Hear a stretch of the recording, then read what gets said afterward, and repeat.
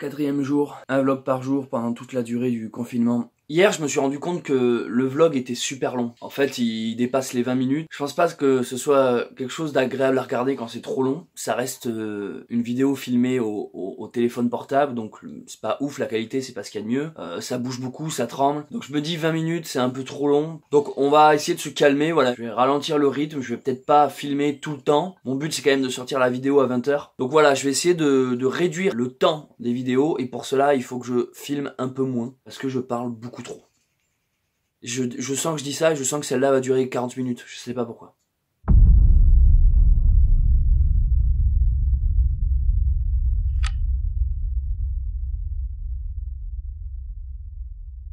Mentalement et psychologiquement, c'est vraiment... Aïe, putain.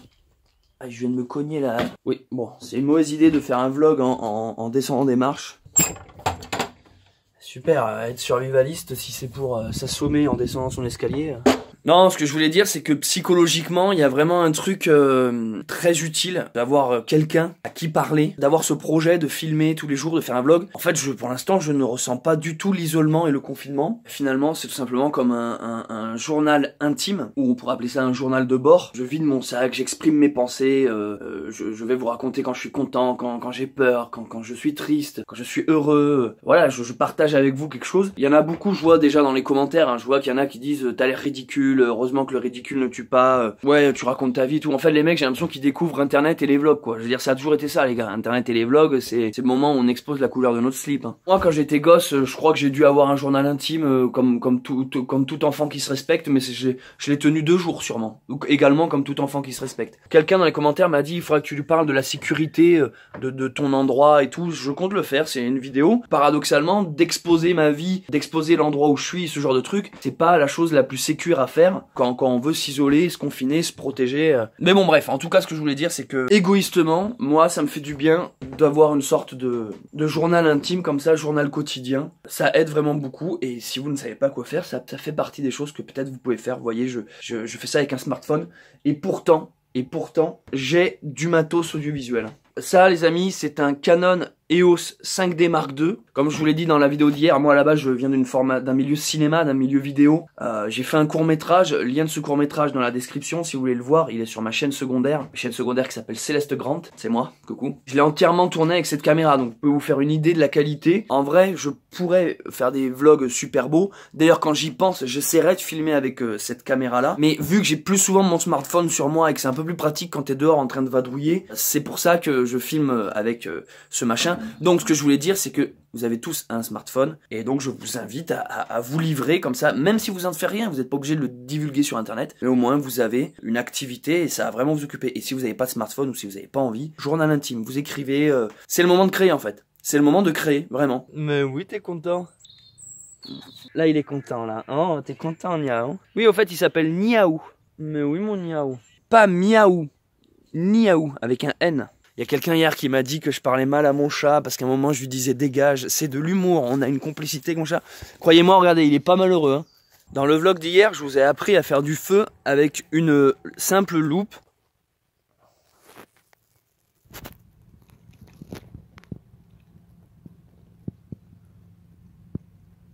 Voilà.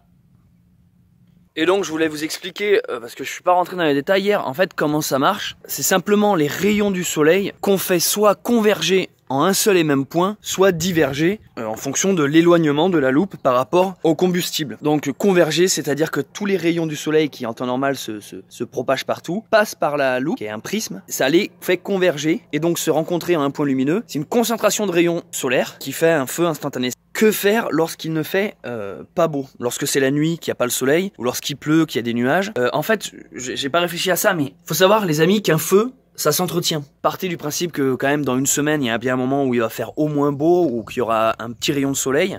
Si vous n'avez pas de bol, on va dire 2 semaines. Bon bref, essayez de trouver un moment où il y a du soleil, tout simplement. Vous faites le feu une seule fois et après le feu, ça s'entretient. C'est-à-dire que vous devez l'alimenter, le nourrir, le mettre à l'abri, vous le maintenez jusqu'au soir, pour toute la nuit, pour le lendemain si jamais il pleut. De toute façon, une fois que vous l'avez démarré, et si t'es en déplacement, le feu ça se déplace aussi. Hein, je vous renvoie au film La Guerre du Feu. En fait, sur internet et partout, j'entends tout le monde critiquer les gens qui paniquent. Voilà, les gens qui courent dans les grandes surfaces, les supermarchés, faire leur stock de nourriture. Et il y a encore plus de gens qui critiquent ces gens-là, qui disent mais c'est des blaireaux, c'est des égoïstes, c'est des connards, ils pensent qu'à leur gueule. En fait, moi, pour une fois, je vais me faire l'avocat du diable, comme un peu toujours. Hein. C'est pour ça qu'on me connaît sur Internet. C'est parce que je vais pas dans le sens de tout le monde. Pourquoi vous laissez pas les gens paniquer, en fait? C'est un instinct de survie. C'est dans la nature humaine de vouloir survivre et d'avoir peur. La peur sert à survivre. T'es devant un tigre à dents de sabre, tu vas pas négocier. Tu vas pas lui dire, écoute mec, voilà, on est dans une société, il y a des lois, tu vas pas me bouffer. Non, tu vas paniquer. Paniquer, courir, égale survie. La peur sert à vivre. Laissez les gens avoir peur. Certes, ça fait mal au cœur parce qu'on a l'impression qu'ils deviennent des débiles mentaux et qu'ils seraient prêts à tuer pour du PQ. Et c'est un peu vrai. Je pense qu'il y en a certains, ils seraient très agressifs. Dans le discours des gens qui critiquent, j'entends souvent que ils sont égoïstes, ils sont cons, ils se battent pour du PQ, alors que justement, il faudrait être unis, solidaires, tous ensemble, main dans la main. En fait, ce que vous ne comprenez pas, c'est que c'est pas parce que on panique et qu'on va faire du stock qu'on n'est pas d'accord pour entraider derrière. En fait, c'est juste que dans un premier temps, tu encaisses la nouvelle, tu dis oula, ça pue un peu du cul, je vais peut-être me préparer, mais derrière on est totalement ok pour pouvoir après voilà, créer une communauté, un clan, un éco-village, s'entraider, partager la nourriture, les stocks. Voilà, ce que je veux dire, c'est que ce n'est pas parce qu'on va faire du stock qu'on ne veut pas aider les autres. Voilà, il faut aussi se dire que le stock, ça peut devenir d'une certaine manière l'échange du troc, la monnaie de demain. Parce que là, suite à cette pandémie, il y a des chances que derrière la société se prenne un méchant coup dans la gueule, d'un point de vue économique et sociétal, et même gouvernemental. Mais ça, à la rigueur, c'est pas plus mal, et moi je pense qu'il était temps que l'ancien monde s'écroule et qu'on en crée un nouveau. Et en ça, je trouve qu'il y a du bon dans cette pandémie. Tous les politiciens, tous les anciens rois sont en train de se casser la gueule. Ça n'avait pas suffi avec les gilets jaunes. On n'avait pas réussi à renverser le système. Bon, ben, il y a un petit virus qui vient nous prêter main forte. Donc en ça, il y a du bon. Surtout que là, tant que je parle des autorités, tous les gens qui critiquent, les gens qui paniquent, qui disent regardez, ils sont cons ceux-là. Moi, je suis tranquille. Ça sert à rien de paniquer. En fait, c'est des gens qui pensent que derrière, il y a l'État et le gouvernement qui vont les aider. Ce sont des gens qui remettent toute leur vie dans une autorité supérieure et surtout une autorité un peu abstraite. Je veux dire, les discours contradictoires du président et du gouvernement sont la preuve que eux-mêmes savent pas gérer le problème. Quand on est survivaliste, on n'attend pas après le gouvernement et la politique. On n'attend pas après la police, la gendarmerie. On n'attend pas qu'ils viennent nous aider. C'est ça le truc. Faut se prendre en main. Que ce soit les policiers, les pompiers, les ambulances. Si c'est la grosse merde, vous aurez beau appeler le 15, il y aura personne qui se déplacera. Personne. Si on vient vous cambrioler, vous appelez le 17, on s'en bat les couilles. Quand le système est en train de s'effondrer, tout ça c'est annulé. C'est triste à dire, mais les gens qui ont trop foi dans le système, vous serez les premiers à déguster en fait. Donc ça veut pas dire qu'il faut tomber dans une parano et vouloir planter son voisin et planter tout ce qui bouge. Il faut juste se préparer mentalement, rester sur ses gardes. Puis voilà, après établir de la confiance, voilà, créer une communauté, créer un clan, où après on peut réinstaller un climat de sécurité et après progresser dans une nouvelle construction d'une société ou d'une vie politique. La panique a du bon parce que la panique est liée à la survie. Et les gens qui critiquent ceux qui paniquent, ce sont eux les ignares qui vont voter et qui pensent que leur vote a une importance. Allez, je vais déjeuner. Ça fait des années que j'avais pas mangé d'orange sanguine. Ça porte bien son nom. Comme tous les matins, je vais aller faire ma crotte. À savoir qu'on peut très bien chier dans la nature quand on est survivaliste. Je voulais vous faire remarquer que moi je n'ai pas cédé à la panique du PQ. J'en ai pas tant que ça. Pas non plus beaucoup de mouchoirs. D'ailleurs je crois même que c'est mon dernier paquet. Parce que je pense clairement que c'est pas du tout un truc de première nécessité. Bon, je vous ferai pas des tutos comment chier dans les bois.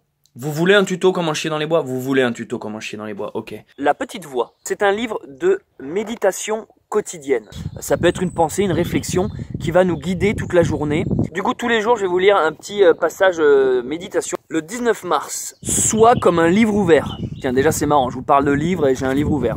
Sois comme un livre ouvert, qui ne cache rien. Chaque page offerte à la lecture de tous. Non mais attendez, ouais, on appelle ça une synchronicité là. C'est exactement ce que je suis en train de faire. Sois comme un livre ouvert qui ne cache rien. Je vous l'ai dit ce matin, je suis en train de me livrer dans ces vlogs. Chaque page offerte à la lecture de tous. C'est vous le tous, c'est incroyable. Putain, d'emblée quoi. Lorsque tu n'as rien à cacher, tu sais ce que c'est d'être complètement libre et sans entrave. Partage ce qui est dans ton cœur et n'aie aucune crainte d'être ridiculisé. Mais attends, mais c'est magique les amis. Pas plus tard que hier, quelqu'un m'a dit ouais, tu te livres trop, le ridicule heureusement que le ridicule ne tue pas. Il y a la phrase là qui me dit partage ce qui est dans ton cœur. Tu t'en fiches, n'aie aucune crainte d'être ridiculisé. Eh, no fake là les amis. Hein. Demeure très conscient de moi et de ma présence divine et sois aussi simple qu'un petit enfant. Qui c'est qui est juste content d'avoir ramassé une branche pour faire un arc? C'est bien moi. Que j'ai déjà eu des commentaires sur Realise qui sont là genre tu feras pas le fier avec ton arc en noisetier lorsque je débarquerai avec mon M16. Sauf que moi j'ai un allié de force avec moi face à ton M16, c'est que moi il y a la vie qui m'accompagne. La simplicité est le sceau de cette vie spirituelle. Elle n'a rien de compliqué. Tu sens qu'elle l'est, c'est de ton fait. Donc change ton attitude et vois ce qui se passe. Donc là c'est en train de nous dire que si on a une vie compliquée où rien ne va, où on a une accumulation de problèmes, parce qu'on est en fait dans le mauvais chemin, dans le mauvais choix de vie, peut-être dans le mauvais boulot, on fréquente les mauvais amis, ce genre de trucs. Oui, j'ai oublié de préciser, il y a une notion de spirituel, de spiritualité. Moi je crois en des choses, tu vois, je crois en la vie, je crois en la nature, et c'est par ça qu'il faut comprendre le mot spiritualité. Et c'est un peu d'ailleurs le problème des survivalistes qui sont très souvent des genres de militaires avortés. Survivaliste c'est souvent un gogol, parce qu'il y a beaucoup de gogols hein, dans le monde du survivalisme, voilà, qui font des stocks justement, qui se prennent pour des...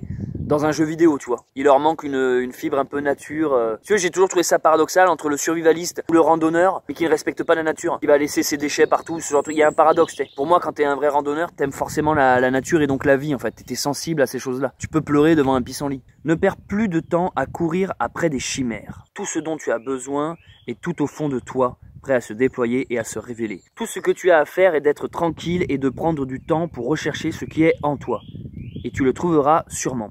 La réponse est là, sois très patient, serre-moi et tout te sera révélé au bon moment. Voilà, ça c'était la petite méditation pour moi aujourd'hui. Finalement me conforte et me rassure dans mon choix de ce que je suis en train de faire. Je suis quand même le seul survivaliste au monde, voire le seul youtubeur à vous parler de rouleau de PQ et de méditation spirituelle dans la même vidéo. Abonne-toi.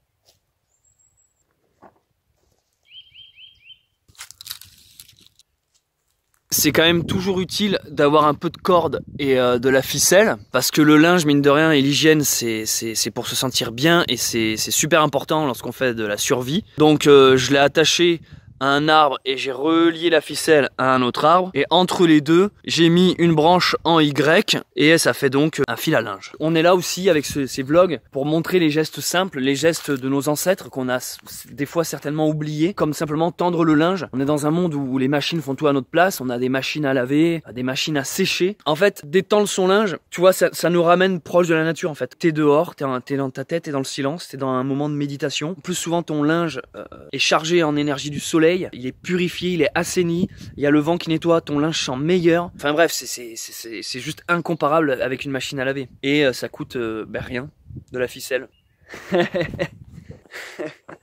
Putain mec, ça va gros? Je m'y attendais pas du tout. Salut toi. Tu vas bien? Ça va? Ouais, ça va. T'es pas malade? Non, ça va. Et toi? T'es sûr? Ça se passe bien? Mais t'as le droit de sortir? T'as une dérogation, un truc comme ça? Non. Non, mais je connais les petites routes. Ça me fait trop plaisir. Eh mec, putain, mais en fait, moi qui pensais être seul tout du long. Je t'ai apporté quelque chose, mec. Oh putain, non. J'ai vu tes vidéos, tu sais, et je me suis dit, il va construire un petit arc. Oh putain, c'est trop bien, mec. Donc je me suis dit, je vais peut-être te laisser, ou du moins, je vais au moins t'apprendre les rudiments de l'arc. Trop bien. Mais attends, mais tu sais qu'hier, je viens de ramasser un bout de bois pour faire un arc, ouais, j'ai vu, c'est pour ça. Et je me suis dit, tiens, faut que j'aille le voir, je vais lui faire une surprise aujourd'hui. Putain, excellent. Bah du coup, je vous présente mon pote Max. Bah du coup, tu seras dans le vlog. Je te dirai ce soir. C'est cool que tu sois passé. Bah attends, bière, direct. Voilà, du coup, ouais, Max disait qu'il habite quoi, 20 km d'ici à peu près, 30, je sais pas. Ouais, j'ai mis une demi-heure. Et tu bosses pas aujourd'hui? Tu es pas au télétravail? Ah putain, mais mec, ça chamboule tous mes plans parce que moi là-bas j'avais prévu.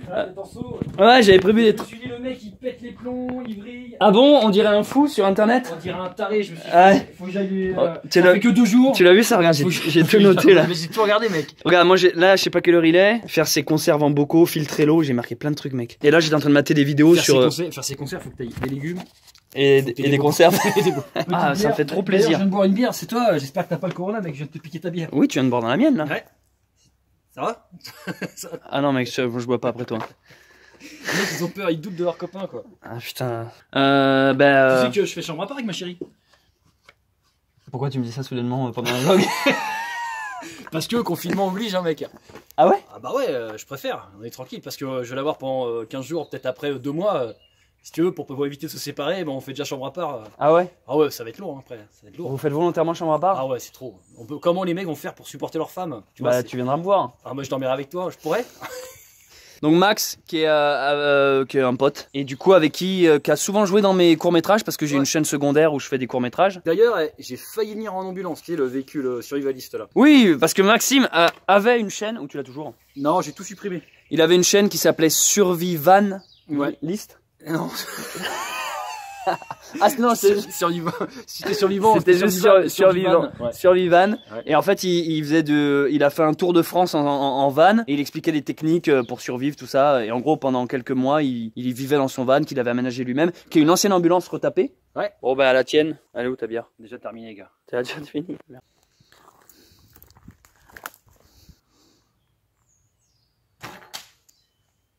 Lâche. Vas-y, tire sur le chat pour voir. Ok. Je plaisante. Bien joué. Bon, du coup, aujourd'hui, j'avais prévu de commencer justement la fabrication de mon arc. J'avais prévu plein d'autres trucs, mais bon, là, on fait aussi avec les imprévus. C'est ça, le survivalisme, on s'adapte. C'est pas mal que t'aies apporté un arc, comme ça, je pourrais voir un peu la tension, les cordes qu'il faut et tout ça, pour copier sur le mien, mais il sera pas si bien, le mien. Alors en fait, il faut que tu sois. Ton corps, il est à 90. Ah. Ensuite, tu vas lever et tu vas être perpendiculaire au sol au niveau de ton coude. Et tu vas faire comme ça. Regarde. Tu vas ouvrir ta cage thoracique, perpendiculaire, bien droit. Et hop, en fait, tu prends pas de visée. Hein, tu fais approximatif et hop, tu lâches. Dès que tu as fini de bander, hop, tu lâches. Ah, you can.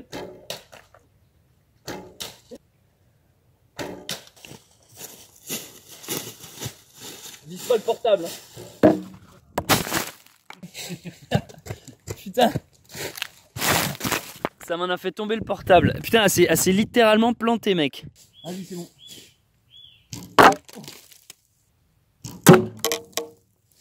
Tu te débrouilles bien, mec. Hein.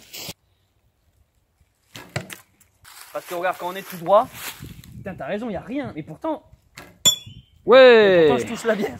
Le mec qui est en train de parler, genre, ouais, tu comprends, genre.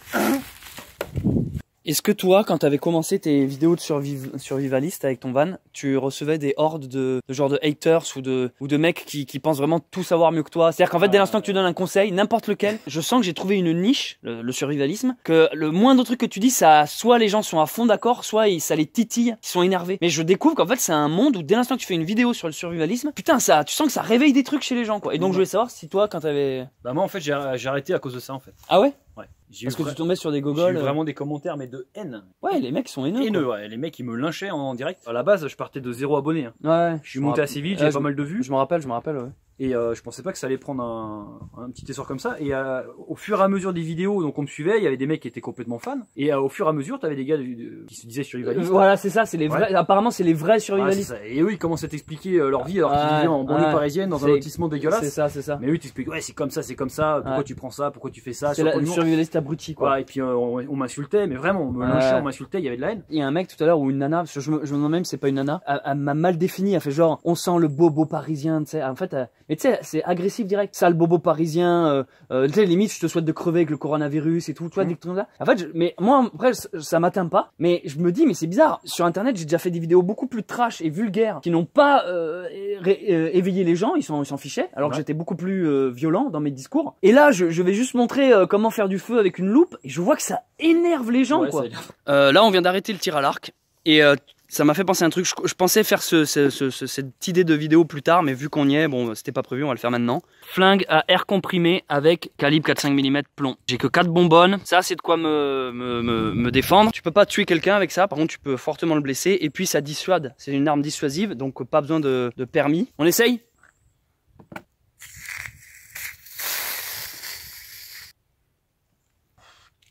Bon, après, ces petites cartouches là, tu en trouves au rayon cuisine dans les supermarchés. Hein. Ah putain, me dis pas que c'est les trucs des SodaStream là pour faire des... Si, monsieur, c'est pas vrai. C'est pas SodaStream, mais ils en vendent maintenant un peu partout. Et donc là, on est sur les armes de défense, mais plutôt dissuasives, hein, c'est pas de l'offensive. Donc voilà, du coup, je voulais faire une vidéo plus tard, mais ça fait maintenant. Tu commences le premier ?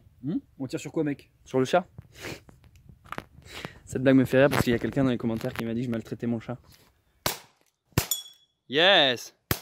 J'ai l'impression d'être un gros américain car I wanna say game. On passe un bon dimanche après-midi, je fais la traduction. I wanna say fuck you. Fuck you. Et je vais essayer de toucher les canettes. Yes, je l'ai eu. Excellent. Il y a une sécurité. Il n'y a pas un truc qui se met, regarde, je sais pas. Ah non, carrément pas. Donc tu le maîtrises de A à Z.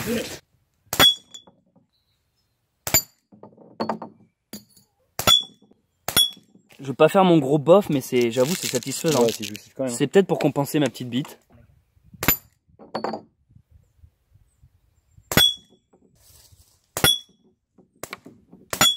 il y a Max qui vient de repartir. Ça m'a fait plaisir de le voir et ça fait longtemps que je l'avais pas vu, mais surtout de voir tout simplement quelqu'un. Après, c'est assez délicat cette situation parce que il y a toujours ce truc de la parano où tu te dis mais attends, qu'est-ce qu'on fait? On se serre la main, on se dit bonjour, on s'éloigne, on se parle à 3 mètres de distance. Et en même temps, je m'aperçois que dans les interactions sociales, on a beaucoup d'échanges. On prête l'arc de main en main, on va faire telle chose. Enfin, on est en contact en fait. Même si on se crache pas dessus immédiatement, on est en contact. Et on tombe dans une parano et forcément après quand tu dis la question t'es sûr que tu vas bien, t'es pas malade? Oui ça va, on t'est là, bon. En fait c'est fou parce que au moins dans les films de zombies le mec qui s'est fait mordre, on sait qu'il va bientôt se transformer et qu'il faut prendre ses distances quoi. Là c'est encore plus vicieux.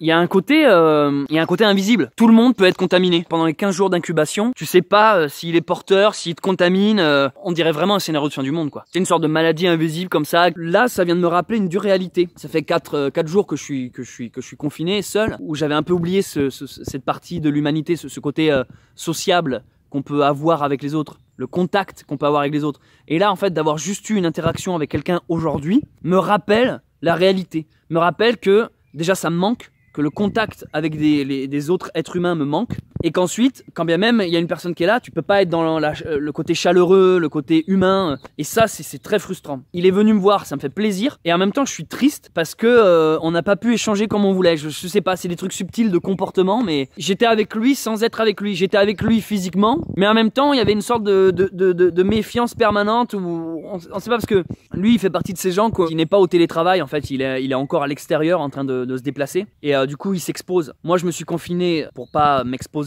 Voilà, je veux pas tomber dans la parano, j'espère qu'il m'a rien refilé, rien rapporté, mais j'avoue, voilà, l'idée là quoi, je me dis bon, je suis au montage là. Ouais, alors je voulais faire un vlog court, nickel, il est plus long que tous les autres. Promis, je vais essayer de faire moins long les vlogs. Dites-moi dans les commentaires si ça vous dérange la durée, si 20 minutes ça vous paraît correct, parce que là pour l'instant on est sur une moyenne de 20 minutes. Si ça vous paraît trop long ou pas assez, si ça se trouve vous en voulez plus. Voilà, ce soir je me suis mis au montage un peu plus tôt, donc par logique j'essaye de sortir les vlogs vers les 21h. Voilà, je suis en avance par rapport aux 3 autres soirs précédents. Je m'y suis mis un peu plus tôt. Je pense aussi c'est parce qu'il fait beau. Et quand il fait beau, j'ai plein de trucs à faire dehors, donc je filme plein de trucs. Peut-être que les jours où vraiment je serai réellement confiné à cause du mauvais temps, ce genre de trucs, j'aurai peut-être moins de blabla à dire, donc les vlogs seront plus courts. Parce qu'à la base, je voulais vraiment faire des vlogs genre de 5 minutes. Hein. Dites-moi ce que vous en pensez. C'est tout pour moi. Je vous donne rendez-vous demain soir sur cette chaîne YouTube pour un nouveau vlog. On reste en contact tant qu'il y a du réseau. Ciao.